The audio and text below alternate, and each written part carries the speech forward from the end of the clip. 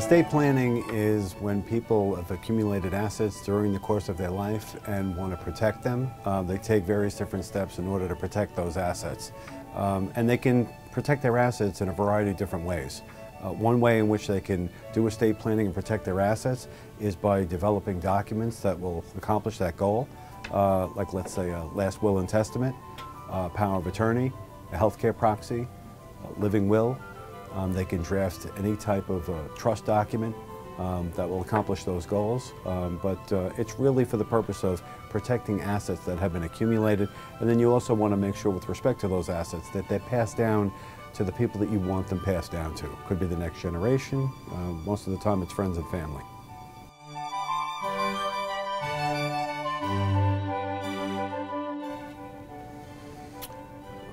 It depends on the individual. It depends upon their estate plan, their assets, and what their family circumstances are. Every family is different.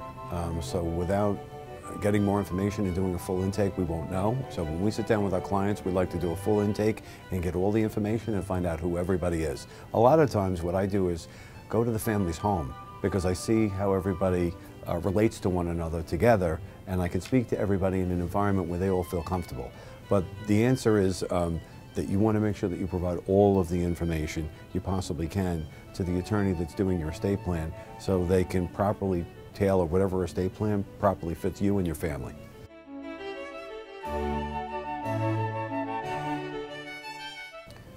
It's important that the people that you love and you trust know about your estate plan. In some instances with certain families, those are the same people. With respect to other families, that's not always the case.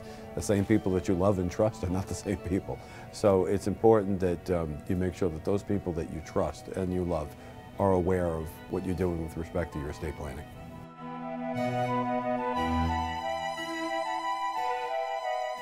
Most of the time, if people, let's say, are married, their spouse will be their executor or their executrix. So you certainly want to be telling your spouse if you're doing this type of estate planning.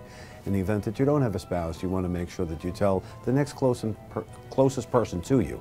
That might be your son or your daughter. That might be a very good friend. That in some instances can be your attorney or your accountant. It depends on who you trust the most. But you want to make sure that you inform these people because if you're not here, who do you want making these decisions? In the event that you're not around and can't make decisions for yourself, who do you want to make those really critical, important decisions? Those are the people that you tell. Those are the people that you give specific instructions and say, this is where the will is. I'm going to make a copy of it. I'm going to make sure that you have it. And those are the people that you tell, and that's how you go about it.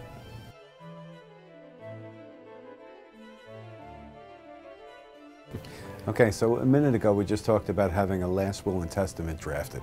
And I talked about a testator who puts together a last will and testament will designate an executor or executrix. When a person passes away, it's important that the executor or executrix is authorized to act on behalf of the estate. Now, even though they're named in the will, they don't have authority to act on behalf of the estate. So what you have to do when a person passes away, and this is what probate means. Person passes away, you take the last will and testament, you come see an attorney like ourselves, an estate planning attorney, and that attorney then will take an original copy of the will, an original copy of the person's death certificate who just passed away with a raised seal to make sure that it's authentic, and then we put together what's called a probate petition. We go to the surrogate's court in the county that the testator had passed away in, and we present the probate petition with the supporting documents along with the original copy of the will and the death certificate with the raised seal, and we start to move the probate process forward. In time, what happens is the court will issue what's called letters testamentary to the executor or the executrix, and that is court-ordered authority for the executor or executrix to marshal together all the assets in the estate for the purposes of managing them and then ultimately distribution to beneficiaries. So the probate process is important because the court has to step in and make sure that family members don't come out of the woodwork and everything is fair and is done orderly in the way that the testator would have it go, and that their wishes be carried out pursuant to what they have written in their will. And the court really serves as referee, and they say, okay, this person has put together the proper documentation, they put it forward, we know that they're authorized to act on behalf of the estate, and we're giving them court-ordered authority to act. That's all probate is.